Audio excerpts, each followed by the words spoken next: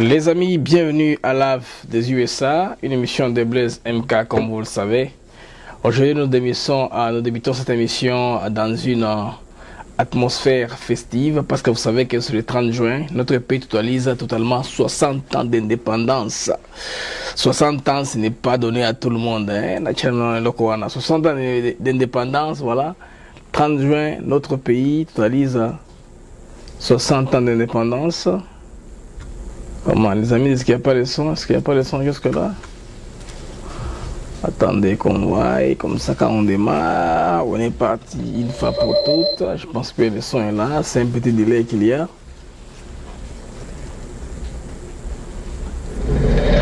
Voilà, le son est là. Alors je continue. Merci beaucoup les amis pour la qualité. De la qualité de l'émission, les amis, merci de vous soucier de la qualité de l'émission. Je vous rappelle que cette émission, une fois terminée, nous allons la mettre sur notre page YouTube dans pratiquement 1 heure. Ce sera sur ATN, Africa TV Network. Alors les amis, on réagit à Odia Adel Mulumba. We are ready listening. Okay, thank you very much, mes amis. Good, thank you. Marceline Bongi, Mbouya Sanga, Missiomi. Mon ami qui est à Las Vegas, dans le Nevada. Merci à tout le monde qui est connecté. Patricia Moukeba, Mtumishi Wabwana, Paul Munangai, les seuls là qui sont connectés jusque-là. Alors, quand on aura beaucoup de gens, on ne saura pas saluer tout le monde. Alors, bonne fête des 30 jours à tout le monde qui est avec moi dans cette interaction. Alors, dès que j'ai fini la petite analyse, je vous demanderai d'appeler. La ligne sera ouverte. Mon numéro à 832 661 32 35 WhatsApp. Là, nous aurons vous faire rentrer dans la régie pour bien vos commentaires. Mais pour le moment, là, nous commençons cette émission. Attends que je lise ces commentaires là. Ok. Voilà, avant que nous démarrions une fois pour toutes, je voudrais vous dire qu'aujourd'hui nous allons jeter un parallélisme entre le discours de Félix Antoine Tshisekedi Tshilombo et celui de Martin Fayulu Madidi. Mais avant cela, je voudrais d'abord vous faire un aperçu général. Comme vous savez que notre pays a fêté ses 60 ans d'anniversaire. Alors sur le plan diplomatique, ça a eu trop de répercussions. Par exemple, en Belgique, le roi des Belges a écrit que pour la première fois, il était désolé des atrocités que les Belges ont commis chez nous. Vous savez qu'à cause de nos caoutchoucs, à l'Équateur, ils nous ont coupé les mains, tout ça. C'est pour vous dire que la construction, par exemple, du Katanga, c'est à l'effort de mains qu'on a coupé à l'Équateur que les Katanga ont développé. Donc les développements du Katanga ne doivent pas bénéficier seulement aux originaux Katangais. Quelque part à l'Équateur, les gens ont payé de leur peau, ont payé de leurs mains, on les a amputés parce qu'ils avaient une faible production. C'est comme ça que les Belges faisaient. Quand vous ne produisez pas bien les caoutchoucs, on vous coupe les mains. C'était comme ça. Alors il faudrait, en tout cas, les rois belges, c'était un début, les rois belges a reconnu cela. Il y a aussi les parlements belges, comme vous le savez, avaient reconnu, c'était excusé officiellement à cause d'une affaire d'un groupe de filles métisses qu'on avait abandonné au Kasaï. Parce que ce temps-là, dans les Belges, si vous mettez au monde un enfant mulâtre, cet enfant-là est abandonné. Un mulâtre, c'est un enfant qui est abandonné, il n'aura pas trop d'amour. Et les sœurs vont récupérer pour essayer de garder cet enfant-là, les faire grandir. C'est ainsi qu'il y a un groupe de sœurs qui sont heureusement vivantes aujourd'hui, qui ont vécu ces atrocités-là, des viols. En tout cas, les gouvernements belges sont officiellement excusés, mais elles veulent aller très loin pour demander une sorte d'indemnisation pour leur sort à cause de tout ce qu'elles ont connu comme atrocité. Alors aussi, ce qu'il faudrait signaler, c'est qu'à l'international, il y a la réaction des États-Unis d'Amérique. Je vais vous balancer la vidéo pendant que nous sommes en train de causer. Je vais couper le son. Ça, c'est le message de Tibor Nagui. C'est le sous-secrétaire d'État américain des Affaires étrangères. C'est un homme très puissant. Vous vous rappelez, lorsque le président Tshisekedi était ici aux États-Unis pour la première fois, c'est lui effectivement qui expliquait à Pompeo les réalisations de Tshisekedi, par exemple, laisser Fayulu vaquer librement, libérer tous les prisonniers politiques, fermer tous les cachots, vous voyez tout ça. Alors, cela a un sens très significatif parce que cet homme est entré en détail. Il a parlé de l'accord de coopération qui n'est pas encore palpable, parce que jusque-là, on n'a pas encore vu les fruits de la compagnie qu'on appelle General Electric. mes frères et sœurs, cette compagnie-là, c'est une mastodonte. Comment expliquer une mastodonte? C'est une grande empire d'investissement. Quand ces gens viennent chez vous, ils sont là pour 300 ans.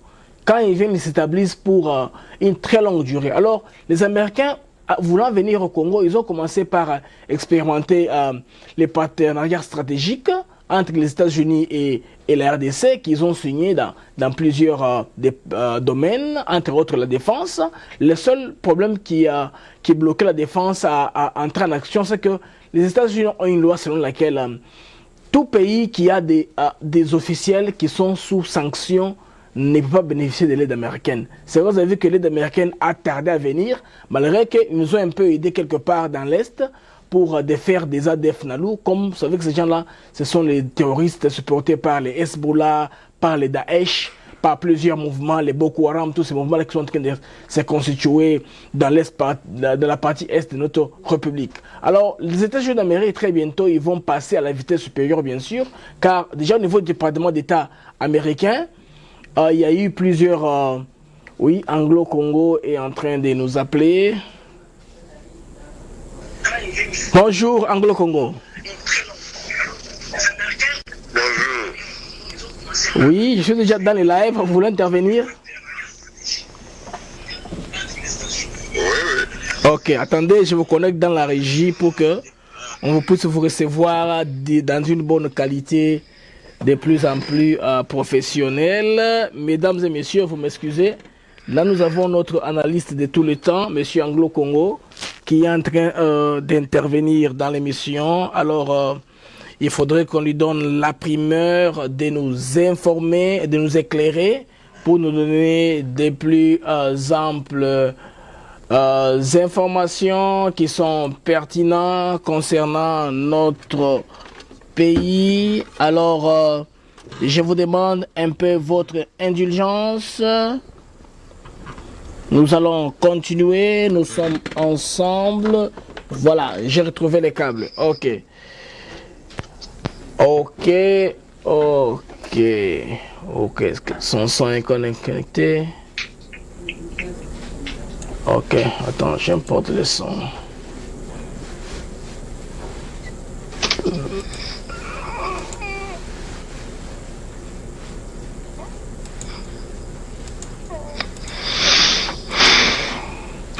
Ok, monsieur Anglo-Congo, allez-y, vous êtes bien connecté, vous êtes dans ma régie. Comment vous allez d'abord dans la journée d'aujourd'hui?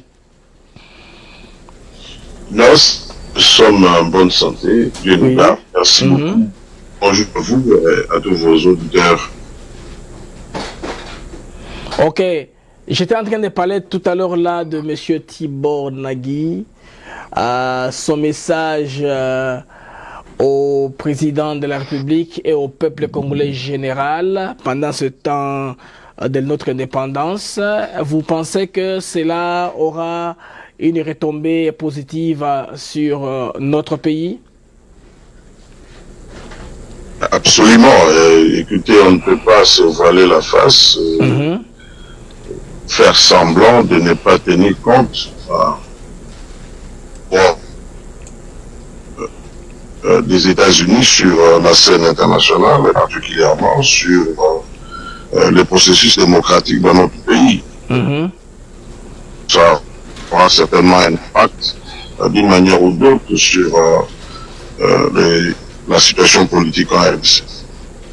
Ok, tout à l'heure là, je vous ai suivi, vous aviez parlé de la colonisation et des atrocités que les peuples congolais ont vécu aux mains des Belges. Mais aujourd'hui là, le roi des Belges a écrit sincèrement, et puis selon la réaction des Congolais à Matongé, ils ont dit que c'était une étape vers, je ne sais pas, une franchise de la Belgique par rapport à leur histoire. Donc des excuses et des réparations surtout.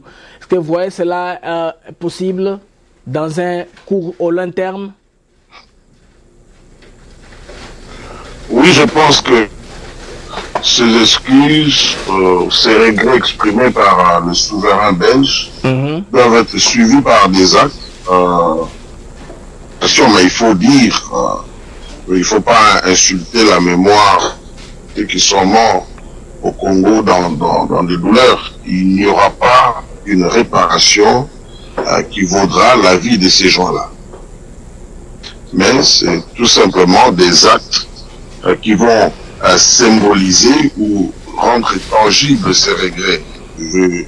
Je voudrais à titre d'exemple, oui. Et comment voulez-vous la Belgique qui doit son économie en grande partie à et même aussi son aura international sur la scène internationale à la RDC puisse avoir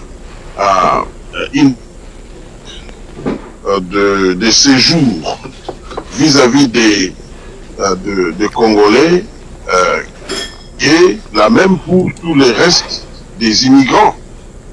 Les Congolais devraient bénéficier de faveurs en cette matière-là, c'est-à-dire, par exemple, les visas. Les Congolais devraient, en tout cas, on devrait alléger les mesures de visa vis-à-vis des Congolais. On devrait, par exemple, si quelqu'un est un Congolais d'origine, qui est en séjour en Belgique et qui n'a pas de papier, on devrait aussi alléger les conditions à ce niveau-là pour qu'ils obtiennent les papiers. Et pour moi, c'est l'une des réparations. Parce qu'en fait, un Congolais qui se retrouve en Belgique, oui. il est en train de... Il doit jouir des labeurs, de la souffrance de ses ancêtres, dont la souffrance a été convertie en richesse qui se trouve en Belgique. Autre chose, un milieu, particulièrement à l'Équateur, la coopération, c'est la Belgique, de faire plus à l'Équateur que partout ailleurs en RDC, il doit faire partout ailleurs à l'Équateur, identifier des milieux où les gens avaient été massacrés et y construire des hôpitaux, des dispensaires, entre tels que des foyers sociaux, mais ça aussi faire de telle sorte qu'il y ait des monuments où on peut dire qu'ici il y avait des gens et qui avaient été massacrés par de Belges colons, et on cite nommément ces colons-là et on dit les noms massacrés où il y a des gens dont le mec est coupé. Ça, c'est un travail que les historiens congolais et belges peuvent faire. En 1960, l'indépendance, ça ne date pas de très longtemps. En 1885 jusqu'au... Oui. Ce n'est pas quand même dans l'Antiquité. Donc, ce sont là des choses, des gestes que l'on peut poser, que la Belgique peut poser, qui encore, je dis, ne va pas se réparer complètement, parfaitement les torts causés aux Congolais. Ok, vous voulez qu'ils fassent comme les pays du Commonwealth, par exemple. Vous avez dans tous les Commonwealth, il y avait cette facilité-là de voyager librement sans visa, vous voyez, entre pays, ce qui fait que oui. Ces pays-là sont aujourd'hui stables. On parle par exemple du Malawi aujourd'hui où la main a passé au maître de l'opposition, qui est un processus stable, aussi un signe encourageant pour l'Afrique. Je voudrais qu'on entre dans les fonds et dans la forme des discours. Je ne sais pas si vous avez suivi les discours de Martin Fayulu. Non, je n'ai pas suivi directement. Ok.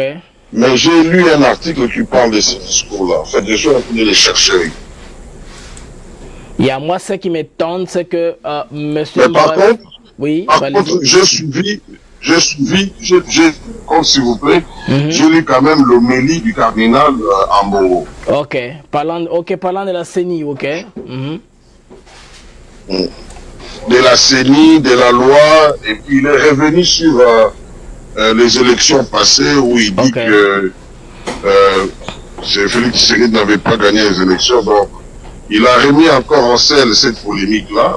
Je pense que, et avec tout le respect que je dois au cardinal Ambongo, qui est un prince de l'église catholique, il faut le dire, je pense qu'il est politiquement maladroit. Et aussi, sa communication, il a besoin de conseils en matière de communication. Cardinal Ambongo s'est contredit beaucoup pendant les élections, après les élections. Oui. Il s'est beaucoup contredit. Cardinal Ambongo qui reproche en des termes très, très durs la coalition FCC-Cash qui s'en prend à Cash FCC, mais on l'a vu réclamer des véhicules que lui avait promis Joseph Kabila. Alors qu'on sait oui. que Joseph Kabila, son régime avait envoyé des sbires de la garde républicaine entrer dans les églises évêchés de Kinshasa, où on a tiré important sur les gens, oui. où on a les gens, on le sait. Bon, je suis en train de me dire, est-ce que le cardinal Malou ferait une telle chose où il demande publiquement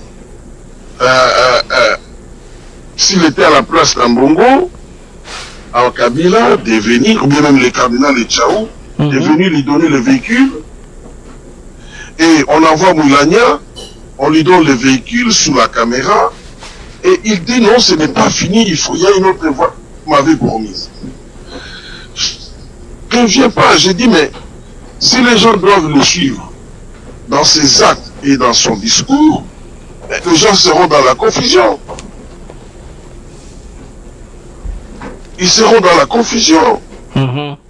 Donc il y a là un sérieux problème de crise morale. Je dis bien sérieux problème de crise morale, parce que là nous parlons quand même du cardinal. Oui. Quel message il envoie? Et quand il dit à Moulania, écoutez, il y a une autre voiture qu'on m'avait promise, ça vient de qui? Ça vient, parce qu'il faut le dire, qu'on le veut ou pas, le FCC est au pouvoir. Ça vient de ce pouvoir dont il dit qu'il est complice de la situation d'insécurité à l'Est. Ça vient de ce pouvoir dont le sang des fidèles catholiques sont entrés sur ses mains. Écoutez, je pense que, j'espère que les nonces apostoliques et Vatican vont essayer de voir les discours et les actes du cardinal. Je n'évoque que des choses qui sont vraies, vérifiables. Je ne dis pas que non, je dis qu'il y a un problème avec le cardinal Ambongo. Je ne doute pas de sa volonté par les changements dans le pays. Ça, je ne doute pas. Mais ce dont je doute, c'est la sincérité dans sa démarche. Là, est-ce qu'il est vraiment sincère? Ok, allez-y. Ça s'appelle quoi? Ça s'appelle de l'hypocrisie. Je n'ai pas un autre mot. Vous savez, le mot hypocrisie vient des Grecs. Quand quelqu'un est hypocrite, ça veut tout simplement dire c'est quelqu'un qui porte le masque. Le masque ou bien quelqu'un qui agit comme un acteur de théâtre. C'est-à-dire, il a un comportement sur la scène qui est différent de son comportement dans la vie de tous les jours. Donc, on a là en face un personnage ambivalent. Je suis désolé, mais je suis chrétien, ça me touche. Je dis, mais il devrait, par exemple, lui, avoir un discours qui prône la réconciliation, mais aussi qui pointe un discours qui interpelle les autorités sur la misère du peuple. Ça, c'est ce que je dis. Je ne dis pas que non, je dis, mais il devrait, par exemple, lui, avoir un discours qui prône la réconciliation, mais aussi qui pointe un discours qui interpelle les autorités sur la misère du peuple. Ça, La situation sociale, oui. Mais en même temps, il devrait amener les acteurs politiques à l'apaisement. Mais là, il est en train de mettre le feu. Il est en train de mettre... Ça vient d'où? Ça vient effectivement de la frustration venue des résultats des élections de 18. L'Église catholique pensait que place de la CENI et de la Cour constitutionnelle. Alors que l'Église catholique n'était qu'une des missions de l'observation, parmi tant d'autres, parce qu'il y en avait beaucoup. L'Église catholique parfois oublie quel est son statut réel. On a vu Félix Tshisekedi être reçu à Rome par celui que l'on appelle, chez les catholiques, le souverain, le pape. Ils ont signé des accords entre l'État congolais et le Vatican. Ils ont signé des accords. Donc l'Église catholique a un statut, quelque part, de l'État. Qui est représenté par les nonces apostoliques. Mais du côté humanitaire, du côté religieux, du côté confession, j'allais dire du côté l'Église catholique, sur le plan légal, a le même statut que les autres ONG et les autres organisations non gouvernementales, les autres associations. Cela leur avait été rappelé après les élections, le premier conseil de sécurité qui s'était tenu aux Nations Unies. L'Église catholique était représentée par Monseigneur l'archevêque de Kisangani. On leur avait dit, écoutez, vous avez vos chiffres, vos résultats, mais les missions, d'autres missions internationales ont aussi leurs résultats. Plus découvert noir sur blanc, ils parlent encore de 40 000 observateurs, mais ils n'ont jamais déployé 40 000 témoins. 40 000 observateurs, s'il vous plaît. Les chiffres de la CENI montrent qu'ils avaient déployé une affaire de 17 000. Et ça vient d'où cette histoire bon, et M. Fayoum, qui était candidat, il a fait le tour du monde. Il était aux États-Unis. Il n'a pas pu produire les preuves de sa réélection. Devant la Cour constitutionnelle, on a des résultats pour le même candidat. Moi, j'ai dit que je reconnais que le processus électoral était chaotique. Et s'il fallait n'était pas, on serait dans la même situation. Donc, les gens allaient aussi contester. Je reconnais cela, mais on ne doit pas imputer cela à celui que la Cour, à celui que la CENI a déclaré qu'il est vainqueur. Les gens parlent de deal, mais ils n'ont qu'à produire ça. Même les gens du FCC. Ils n'ont, pour l'apaisement, ils n'ont qu'à produire ce deal, si deal il y avait. Voilà. Hein? Donc, c'est le discours que j'ai suivi. Je pense aussi que les États-Unis, comme vous l'avez dit, sont prêts. Donc, ils ont le moyen de vérifier beaucoup de choses. M. Tibor Nagui a dit, le sous-secrétaire d'État américain chargé de l'Afrique, et ça c'est la deuxième fois qu'il est dit, que aujourd'hui on peut dire que la RDC est une démocratie et c'est une république. Pourquoi? Parce que en RDC aujourd'hui, quelqu'un peut se lever et parler entre le président en place et les pouvoirs en place. À moins que ça ne soit pas une diffamation. Vous avez des gens qui tiennent des meetings librement. Ils se déplacent librement. Il y en a même ceux qui vont encore plus loin. Mais en tout cas, ils sont libres. Ne pas reconnaître cela, serait faire preuve de, j'allais dire, de mauvaise foi ou bien. En tout cas, je pense que on doit profiter de cette main tendue, de ce soutien des États-Unis vis-à-vis de la RDC, parce que ça ne va pas profiter à un seul individu, à un seul parti, à une seule famille politique. Ça va profiter à toute la République. L'éducation gratuite aujourd'hui pour l'enseignement primaire, mais les enfants qui bénéficient de cette politique-là, ce ne sont pas les enfants des caches FCC. Oui. Ou seulement c'est tous les enfants, y compris des enfants des parents qui sont apolitiques, qui n'ont pas de parti politique.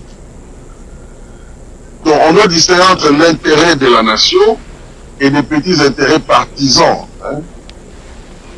On connaît combien l'Église catholique était opposée à cette mesure-là. Hein.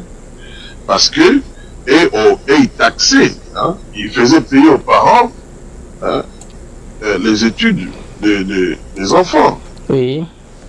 Donc, je ne sais pas, mais écoutez, à mon humble avis, je crois que le pays passe des moments difficiles à cause des corona. Hein, ça, il faut reconnaître. Très difficile même, mais aussi, il faut reconnaître que Kabila avait laissé un pays qui était au fond du gouffre. Et ça, il faut qu'on se le dise. Mais je pense qu'on va bien, dans l'avenir, je dis bien dans l'avenir, on va bien s'en sortir. Alors, M. Martin Fayulu, je l'ai entendu dans son discours, que j'ai entendu plusieurs fois. Il ne s'adresse pas directement aux États-Unis comme nation, il s'adresse plutôt aux organisations de défense, par exemple des Noirs. Il a mentionné l'affaire de George Floyd, il a condamné le racisme, pendant que le système américain, le racisme que les Américains ont vécu et ce qu'il y a en Afrique sont deux choses différentes. Comment est-ce qu'un leader d'une telle envergure peut confondre ces genres de notions? Bon, d'abord, il faut dire que le racisme sur le plan légal aux États-Unis n'existe pas. Hein? N'existe pas. C'est beaucoup plus un phénomène social hein, qui tire ses origines dans le passé. Et que les gens n'oublient pas, pendant qu'on parle de cas de meurtre de la police américaine, c'est d'ailleurs une des institutions du pays où on a gardé une culture de racisme liée à la police, il y a le système judiciaire américain, mais qu'on n'oublie pas, aux États-Unis, c'est un des pays, que j'allais dire, j'y étais 3 fois, donc vous pouvez voir que c'est un pays sur le plan racial et culturel qui est très diversifié. Oui. Très, très diversifié. Voilà. Et vous avez eu aux États-Unis un président de la République noire, un secrétaire d'État, d'ailleurs 2, oui, Madame Condoleezza Rice, oui, et puis notre ancien chef d'État-major, Colin Powell, qui sont des Noirs. Aujourd'hui, il y a les chefs de l'armée de l'air qui est un Noir. Vous avez eu des ministres, hein, un ancien ministre de la Justice qui est noir. Et vous avez aux États-Unis des scientifiques de haut niveau, des Noirs. Bon, quand il y a un acte de racisme, on en parle plus que s'il y a un acte d'avancée dans le sens de l'intégration raciale. Ok. Où la minorité trouve des avantages. Ça aussi, c'est la vérité. Hein? Donc, il faut prendre les choses. Nous condamnons les racismes parce que les êtres humains sont les mêmes, mais je pense que c'est un pays sur le plan racial qui est très ouvert. C'est un pays où il y a beaucoup d'opportunités pour tout le monde. Il y a des secteurs de la société américaine qui sont dominés par les Noirs. Hein? C'est vrai que les retards subis pendant la période de ségrégation d'esclavagisme continuent encore à avoir ses conséquences dans le présent, mais il faut aussi regarder les avancées. Il y a beaucoup d'avancées et quand on regarde les deux, c'est alors qu'on peut bien faire un état des lieux et dire qu'est-ce qu'il reste à faire. qu'est-ce qu'il reste à faire? Donc, voilà ce que moi, je peux dire. Bon, maintenant que Martin Fayulu, qui est un habitué des États-Unis, dit cela, bon, qu'il fasse appel aux Noirs, bon, c'est bien, c'est pas mauvais. Mais quand il fait appel aux Noirs, c'est contre qui? Contre d'autres Noirs au Congo, en Afrique? Voilà. Parce qu'au Congo, là, nous sommes tous des Noirs, s'il faut dire. Mais contre qui? Donc voilà ce que moi je peux dire, c'était ça mon input ce matin. Ok, avant que vous me laissiez, j'ai une question. Monsieur Fayulu a mentionné tout le monde, Kardinal Maloula, il a oublié Etienne Tshisekedi. Est-ce que c'est fait à dessein ou c'est la haine dont les gens les reconnaissent? Bon, je ne parlerai pas de la haine, mais je dirais, c'est étonnant, Etienne Tshisekedi est mort il n'y a pas longtemps, mais lui s'est réclamé comme héritier politique d'Etienne Tshisekedi. Il n'y a pas longtemps, les vidéos existent. Il disait qu'il était plus héritier politique d'Etienne Tshisekedi que son propre fils, Félix Tshisekedi. Bon. Ça ne m'étonne pas. Mais c'est Fayulu, moi, je crois qu'il a joué un rôle. Je crois qu'il a... Mais il faut mettre les choses dans leur contexte. En 2006, il était élu député indépendant. Mais quand il fallait former la coalition qui devrait gouverner, il avait fait le travail pour les camps des Kabila. Ça existe dans les câbles diplomatiques américains. Il allait convaincre d'autres députés indépendants pour qu'ils rejoignent les camps Kabila pour soutenir le gouvernement d'Izenga. Donc voilà, c'est un fait. Bon, aujourd'hui, qui ne mentionne pas Etienne Tshisekedi, ça n'étonne pas, mais il n'y a pas longtemps, il disait qu'il était l'héritier politique d'Etienne Tshisekedi. Donc le peuple juge, on verra. Alors, Monsieur Anglo-Congo, au Malawi, il y a un nouveau leader qui est entré en pouvoir, qui a prêté serment hier. Est-ce qu'un bon signe pour l'Afrique australe qui consolide une avancée dans la démocratie? Parce que dans ces pays-là, on peut compter beaucoup d'anciens présidents. Très bon signe. Il faut souligner que cet homme-là, son background, c'était un pasteur. Et il fut même... il fut même ce qu'on appelle en anglais des dieux. Encore, chez nous, nous dirons représentants légaux des assemblées de Dieu, oui. Oui. Ceci prouve que, avec la foi, on peut s'engager, la foi chrétienne, s'engager dans la politique. Pourquoi je dis cela? Mais on avait proclamé quelqu'un d'autre comme président, le président qui était... qui est le président sortant, mais qui était au pouvoir au moment des élections. Ce monsieur a introduit un recours à la justice, et par des prières et par la constance, par la foi, je l'ai suivi. Il dit il n'avait pas de doute que après vérification, il allait être proclamé président, parce qu'il avait foi en Dieu. Donc, vous voyez comment un homme de foi, sans beaucoup de moyens, est parvenu, dans sa ténacité, parce qu'il croyait en Dieu, est parvenu à changer les choses. Et aujourd'hui, il est proclamé président de la République. Donc c'est possible. C'est un homme qui est resté constant, un homme de Dieu constant. S'il avait des choses, s'il avait reçu des véhicules de pouvoir sortant, eh bien, on allait lui balancer cela. Donc, il n'avait rien d'eux, il avait un discours des changements et lui-même vivait dans les changements. Voilà. Donc c'est un signe d'espoir. Nous croyons que Dieu va l'aider à réellement changer les choses au Malawi. Merci beaucoup Anglo-Congo pour votre input. Je vous signale que le nom du nouveau président Malawi c'est Lazarus Chakwera, c'est un original du Malawi, un Chewa original. Maintenant, quand M. Ambongo parle du peuple qui doit être vigilant, il pense aux militants de l'UDPS, donc Abound avait parlé de 50-50, ou il pense qu'ils ont encore la force de galvaniser les Congolais. Bon, le cardinal, quand il dit que, par exemple, si je vous ai bien compris, que les gens se tiennent prêts, est-ce qu'il parle de la société civile ou bien il parle de la Mouka? Parce qu'il faut, il le dit. Il développe pas beaucoup plus de réserves parce qu'il y a un cadre de la Mouka qui parlait de sa parenté avec un des leaders de la Mouka. Je pense qu'il est en train de commettre une erreur. Moi, j'ai des statistiques. Aujourd'hui, l'église catholique n'est pas celle qu'elle était au Congo il y a à l'époque de Malula, de Tchaou. Non, même pendant une période de Mosengo.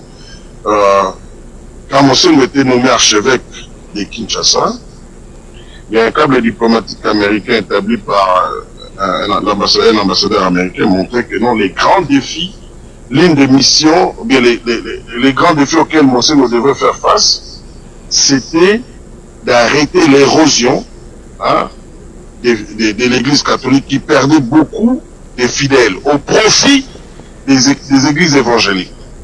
Hein? Et ça, c'est un fait. Les statistiques montrent aujourd'hui que dans les 90% des chrétiens au Congo, l'église catholique, 43% à elle seule. Ce sont les kimbanguistes, l'église protestante qui se partagent ces gens-là. Donc, sociologiquement aujourd'hui, l'église catholique n'est pas ce qu'elle était il y a longtemps. Et puis en termes de respectabilité morale, hein, les princes de l'église catholique aujourd'hui ne jouent pas de la même respectabilité morale comme à l'époque. Vis-à-vis des politiciens d'abord. Vis-à-vis des politiciens.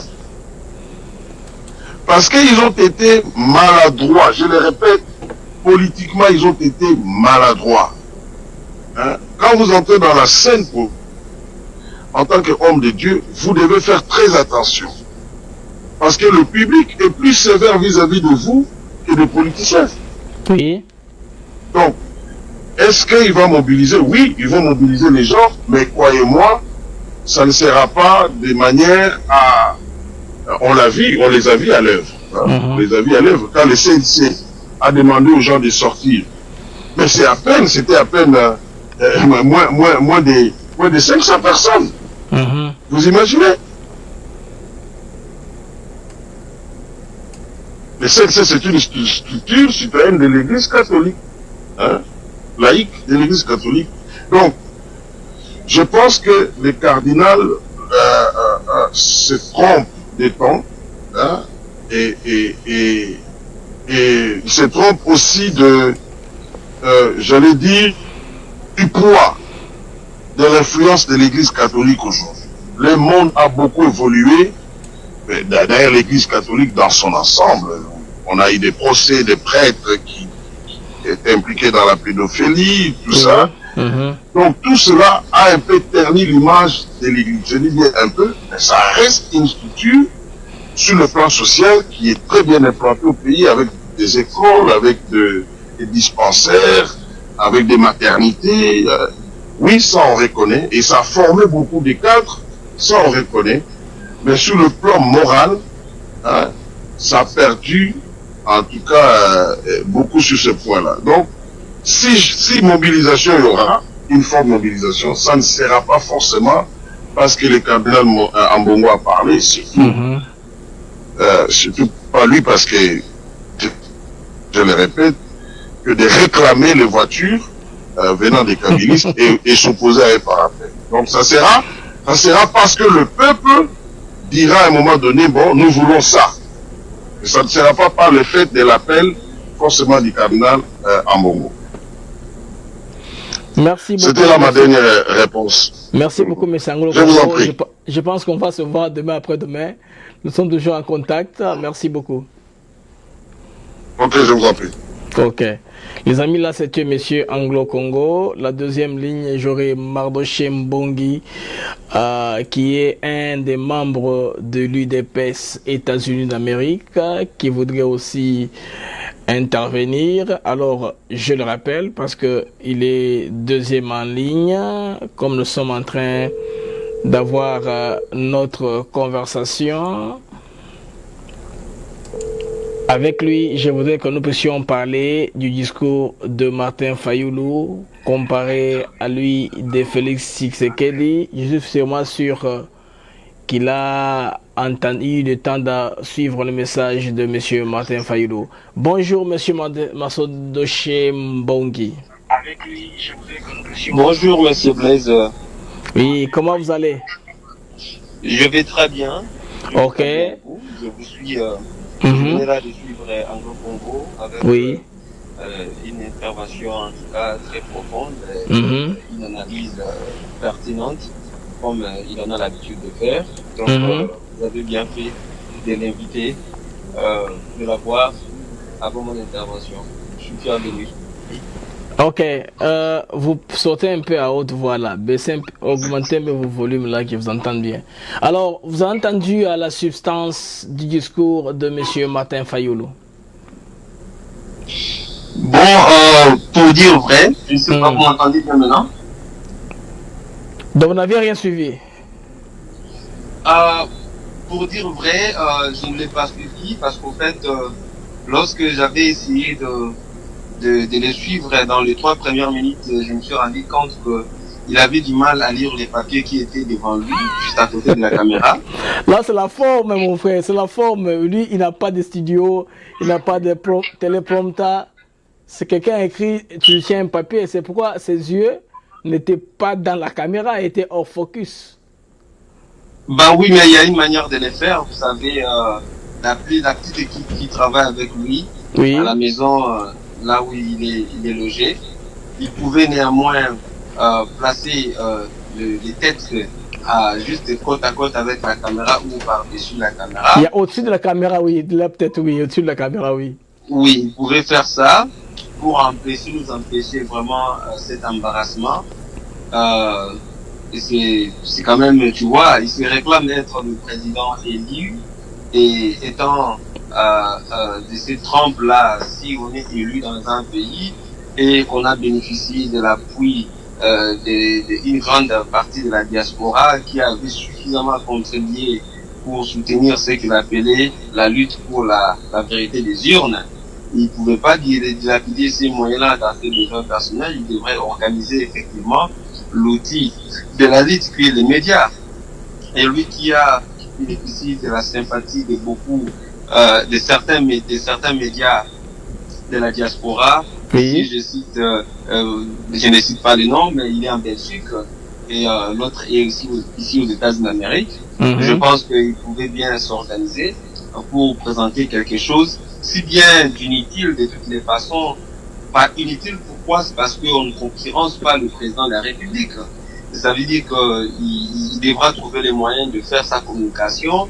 Les autres de l'ère Lamonka ont aussi passé leur communication à leur manière. Alors, cherchant toujours à concurrencer le président de la République, il tombe dans cette ignominie qui, moi, me dégoûte d'ailleurs. Donc, en fait, je n'ai pas à suivre sa communication. Malheureusement, mais aussi la forme du discours de Félix Tshisekedi a été déplorée par beaucoup de gens. Il y avait une obscurité totale, la table n'était pas visible, ou disons, c'est quoi la chair, hein? La chair, oui. La chair là n'était pas visible sur laquelle il a donné son discours. Et puis il y a des petits problèmes de fond. Il y a des choses que les présidents ne pouvaient pas mentionner. Par exemple, l'aide reçue de l'extérieur. Il a fait dans un discours. Alors beaucoup de gens congolais ont levé leur voix dans ce sens-là pour s'opposer à ce discours. Lui qui a une grande équipe, il n'est pas aussi parfait. Bon, parlant de la forme de la présentation, moi je n'ai pas de commentaires à faire là-dessus. Le sujet était bien perçu, le président était identifiable, on pouvait le voir et l'entendre parler. Mais Alors, je vais vous aider un peu. Mardoché, s'il vous plaît. La qualité, d'abord, n'était pas bonne. Le filmage, les micros, tout ça n'était pas bon. Est-ce que, comme c'était fait en différé, il ne pouvait pas avoir une bonne caméra pour filmer le président avec des professionnels? Bon, vous savez, il est passé par à la RTNC. Vous connaissez que la RTNC, malgré qu'ils ont eu l'appui de Téléconsult pour le permettre de mettre en place un média digne de ses noms, malheureusement, la RTNC travaille toujours avec le vieil caméraman de 1950. Et la RTNC travaille encore avec le réalisateur de 1970. Donc, vous comprenez là qu'il doit y avoir des petits soucis. Moi, je pense que par rapport à la qualité de la vidéo, lorsque il travaillait avec l'équipe de la présidence, vous avez une qualité de la vidéo impeccable, fort malheureusement, et l'équipe avait des problèmes, comme ce que vous venez de signaler là, des problèmes de forme, des présentations, des choses et consorts. Mais quand à ce qui concerne la vidéo elle-même, le traitement était impeccable. Mais avec la RTNC, vous savez qu'on ne peut pas avoir ce qu'on attend d'eux, sinon la RTNC est remplacé l'équipe dirigeante. Mais quant à ce qui concerne le fond, parce que c'est ce qui est le plus important, dans les fonds, le président de la République a fait un discours magistral, le discours qu'on n'a jamais entendu au cours de ces 60 dernières années. Pourquoi je l'ai dit ainsi? Je l'ai dit ainsi parce que c'est pas parce que je les soutiens, mais c'est parce que voir élever Kassaboubou et Joseph en tant que héros national, c'est quelque chose dont Mobutu n'y a jamais pensé, ni Kabila Laurent, ni Kabila Joseph. Il le fait pas pour flatter les Négongos, mais c'est pour reconnaître, n'est-ce pas, le rôle combien gigantesque a joué cet homme dans la formation de notre État et en obtenant l'indépendance de la République démocratique du Congo en 1960. Vous savez que, parlant de la bonne gouvernance, du respect de l'état des droits et de règles démocratiques, Kassaboubou est un modèle et une référence. Parce que celui-là est connu par son comportement de retourner à la caisse au trésor public le fonds lui alloué pour ses missions de service. Vous comprenez que c'est ce qui manque aujourd'hui. Alors, ce caractère est sacré qu'il faut, n'est-ce pas, valoriser pour que cela serve de modèle à suivre. Donc, Joseph Kassaboubou, mort dans des circonstances que nous connaissons, négligé quelque peu par tout et oublié dans l'histoire en quelque sorte, était obligé aujourd'hui, comme un peu à peu près comme avec, vous connaissez George Washington, on a nommé tout un État sous le nom de celui qui a été pour quelque chose aussi dans un si grand pays comme les États-Unis. Pourquoi ne pas le faire pour la République démocratique du Congo? Au-delà de cela, il a créé une ville, une commune et Lubumba-Ville, et il nomma ainsi le bourgmestre et son adjoint. Vous avez, à l'époque coloniale, on avait des villes portant le nom des individus belges qui étaient encore vivants. Oui, Elisabethville, Coquilletteville, oui, je vois. Jadoville. Tous ces histoires-là. Et aujourd'hui, que nous avions enlevé tous ces noms et nous avions remplacé nos villes par des noms lesquels nous appelons aujourd'hui.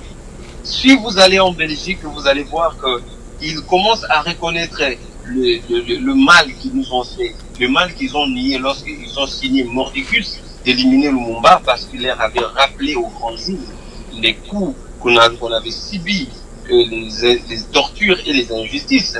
Alors, si on peut baptiser des avenues en Belgique au nom de Lumumba et qu'on le retrouve partout en Russie, au Maroc, au Ghana et dans beaucoup d'autres pays du monde, et pourquoi ne pas avoir des villes, des communes, des territoires au nom des fils et filles du pays qui ont lutté pour la cause juste.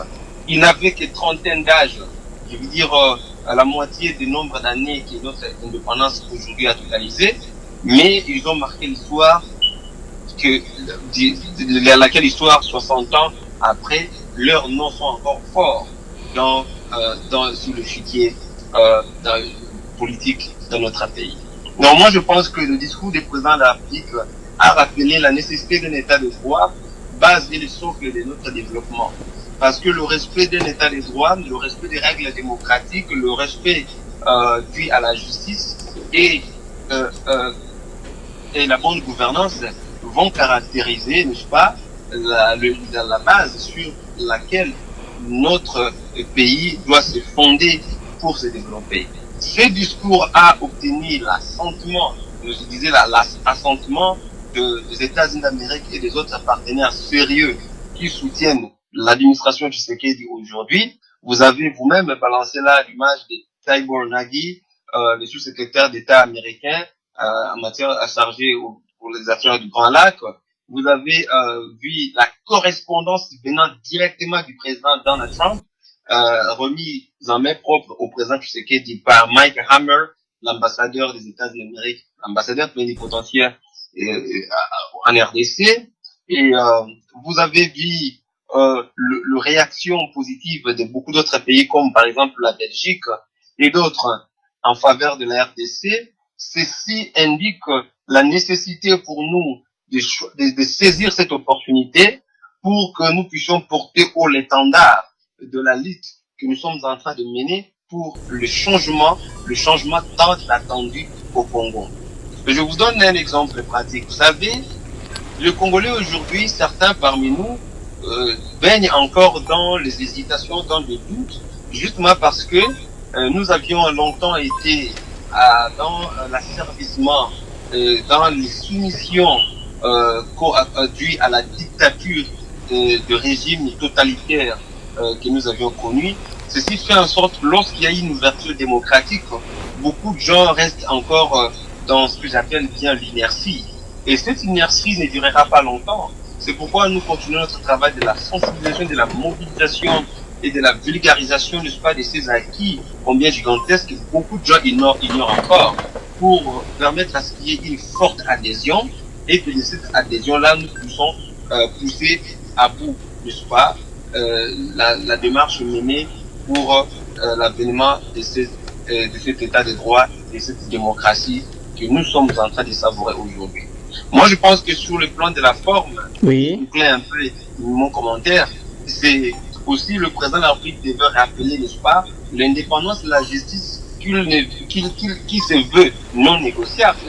Pourquoi? Parce que, de par l'indépendance de la justice, vous verrez le magistrat agir et au nom et pour le compte de la République.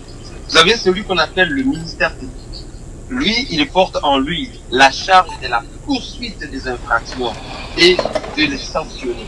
Il propose des sanctions que les cours et tribunaux appliquent sur des personnes sur qui les accusations portées contre elles sont prouvées moyennant un jugement définitif.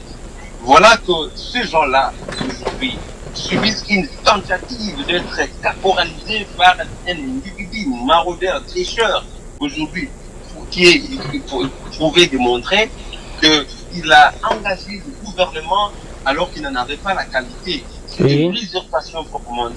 C'est à celui-là que le FCC a tenté par la proposition de ces 3 chiffons qu'on appelle proposition de loi à attribuer, n'est-ce pas, de pouvoir donner des injonctions aux magistrats selon le bon gré de leurs convictions politiques. Moi, je pense que le président de la République aujourd'hui devait rappeler à Denis Mapunda indirectement que la République des juges, oui, nous le voulons bien, mais nous ne voulons pas de la République des politiciens, de la classe politique que le président de la République a qualifié de mafieux. Ce sont des mafias. Alors, ce sont des choses que nous disons tous les jours. Le président nous entend, nous écoute. Il a rappelé bien, je n'ai rien oublié. Il n'a rien oublié, effectivement. Il a rappelé, un peu comme Lumumba, dans son discours du 30 juin, comme il rappelait au roi des Belges, les coups que nous devions subir matin, midi et soir, les injustices, comment on nous coupait des mains. Le président a rappelé que les filles violées les tortures civiles et des vies humaines coupées en herbe. Le président de la République a rappelé tout ça. C'est comme pour dire un peu aux fermiers que, chers amis, nous sommes en politique, mais quand à ce qui concerne la justice, je n'interviendrai pas. C'est cela. Alors, cette mise en garde, soit cette, je vais dire, cette façon de pouvoir rappeler à l'ordre tout le monde, pour ne pas dire écoutez, nous ne faisons pas la politique politicienne. Nous sommes en train de gérer la res publica, la chose publique, et donc nous avons un devoir de redevabilité et de responsabilité. Et ce devoir est contenu dans une constitution votée par vous, qui étiez aux manœuvres du pouvoir à ce moment-là. Le peuple dans l'ensemble a accepté malgré lui, justement parce que vous aviez fait prévaloir la loi de la majorité. Et c'est cette majorité-là, aujourd'hui, qui a consacré cette constitution, et cette constitution, nous l'acceptons malgré nous dans cette condition. Alors, il ne faut pas venir prévaloir une certaine majorité, laquelle vous êtes en train de vanter, pour ne pas vouloir manipuler et tergiverser inutilement, afin de pouvoir changer certaines dispositions de la Constitution selon votre bon gré. Nous ne l'accepterons pas. Et étant donné que n'oubliez pas, M. Blaise, le président de la République, c'est lui qui promulgue les lois. À partir du moment où il les a déjà avertis. Moi, je pense que Minaku et Sakata, les Funda Yakasenda, avec Jani Mabunda et consorts, devra gagner le temps à faire autre chose, sinon de continuer à dépasser le temps inutilement et terminer ces lois qui ne seront jamais promulguées, le président l'a dit. Ok, Monsieur Marcelin Mbongi, merci beaucoup d'avoir participé à ce programme. Nous sommes arrivés presque à 1 heure, un mot de la fin. Je rappelle les amis que Mardoché Mbongi, c'est un cadre de l'UDPS, États-Unis d'Amérique. Un mot de la fin avant qu'on puisse clôturer. Merci beaucoup. Je vous salue vous-même particulièrement et toute votre équipe avec laquelle vous travaillez. Oui. Et je salue tous les autres internautes qui sont connectés sur cette chaîne qui nous offre de l'espace et sans à nous contraindre. Je remercie toute la population congolaise qui a bien accueilli le discours du chef de l'État et je souhaite une très bonne fête d'indépendance, de commémoration de cette indépendance du 30 juin à nous tous et que nous gardions à l'esprit les grandes lignes dessinées dans le discours du chef de l'État afin que nous l'accompagnions et de réaliser le rêve étant rêvé par tous les Congolais et celui-là, ça sera le rêve du bien-être de tous. Je vous remercie. Merci beaucoup. Là, mes amis, c'était Monsieur Mardoché Mbongi qui nous suit depuis quelque part ici aux États-Unis d'Amérique. Je pense que c'est l'un des membres du parti UDPS au niveau des États-Unis. Donc, il est membre de la fédération UDPS États-Unis. Alors, de temps en temps, c'est l'un de mes analyses. Mes analystes, je veux le dire, de mon émission. J'ai M. Anglo-Congo qui m'a surpris aujourd'hui, qui est entré à la première personne pour intervenir, pour nous donner son input par rapport à la sphère politique de la RDC, notre pays, notre très cher et beau pays. Alors, 60 anniversaire, c'est beaucoup pour la RDC. Alors, nous sommes arrivés pratiquement à la fin de ce programme. Alors, je vous encourage beaucoup à vous abonner sur ma chaîne YouTube ATN, Africa TV Network. Juste 1 heure après ce live, la vidéo sera disponible sur YouTube. Car sur YouTube, nous allons recommencer à faire les lives la dernière semaine du mois de juillet. C'est là que nous allons recommencer nos lives sur YouTube. Pour le moment, nous les faisons sur Facebook, sur Twitter, à part Twitter, Facebook, et puis après nous mettons ça sur YouTube. Prochainement, je pense d'ici la fin de ce mois, nous allons commencer à mettre ça sur YouTube. Merci beaucoup les amis de m'avoir suivi. Merci d'avoir perdu tout votre temps, d'avoir pris votre temps de me suivre religieusement. Merci à tous les amis de par le monde. Je vous remercie, je vous en suis très reconnaissant pour vos feedbacks, pour vos remerciements, pour vos mots d'encouragement. Merci beaucoup les amis. Alors je coupe le stream maintenant. Au revoir et à la prochaine.